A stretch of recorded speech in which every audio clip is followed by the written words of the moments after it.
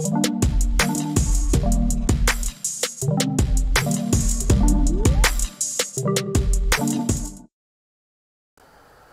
I'm out here at a job today in Bexley North for a customer who's going over to fibre to the curb. And today we're just running the leading cable to a new location. You can see the old pipe here. He was on Optus cable for years and years, but they're cutting him off in about 2 weeks. So we needed to get this done for him. But basically the leading cable, as you can see popping out of my conduit there, was just floating around under the house here. Now you can't get access under this part of the house. It's just, you know, a few inches really. So we're going to, that's his office just here where those windows are.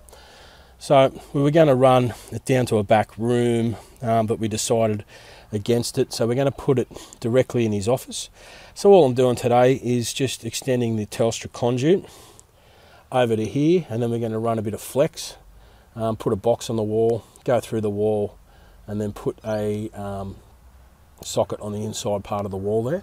Now I've tested the cable going back out to the pit. There's a tone on it. There's no insulation resistance problems. The cable's in pretty good nick considering how old this place is.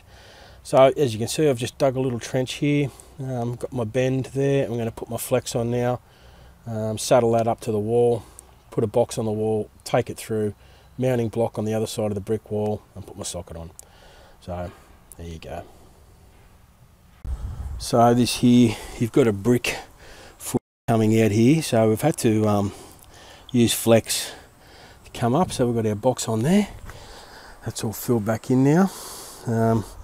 Just going to give that a water down with a hose, make all the grass settle in a bit, and the socket's in on the other side. That's all done.